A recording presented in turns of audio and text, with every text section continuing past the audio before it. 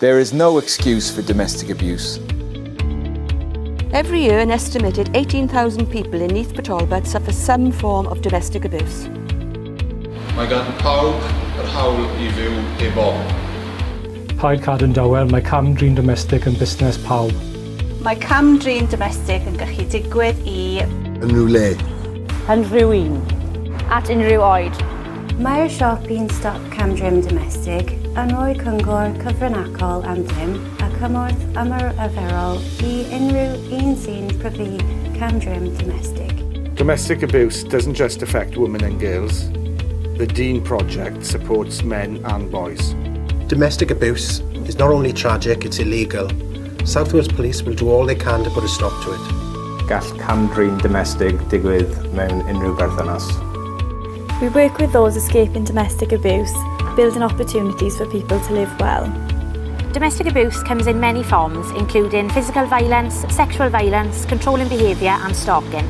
There are people and organisations that can help you. Sexual abuse can happen to anybody at any age. Most people are abused by someone that they know. New pathways can help. Ymateb ysgol gyfan I fynd i'r afael a cham-drin domestig a ddysgu ysgolion Cymru am bethnasau iach. Rydyn ni'n gweithio gyda'r holl teulu I cadarnhau bod y cylch o camdriniaeth yn cael ei thorri am byth. If you suspect that a family member or friend has experienced or witnessed domestic abuse, you can get help and advice from South Wales Victim Focus. Os rydych yn rhywun ifanc ac yn becso am eich perthynas neu rhywun yn agos adoch, mae yna help ar gael.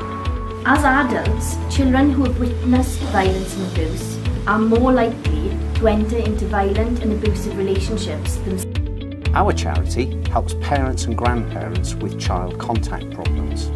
We're now developing a new service to help men who experience domestic abuse. Stalking is a criminal offence. Know it, name it, stop it. Neath Talbot want to put an end to violence by promoting equality, safety, respect and independence to everybody and enable everyone to live a free from abuse life. Did you know that domestic abuse costs the UK £1.9 billion a year? Join with us and create a workplace policy to help address domestic abuse.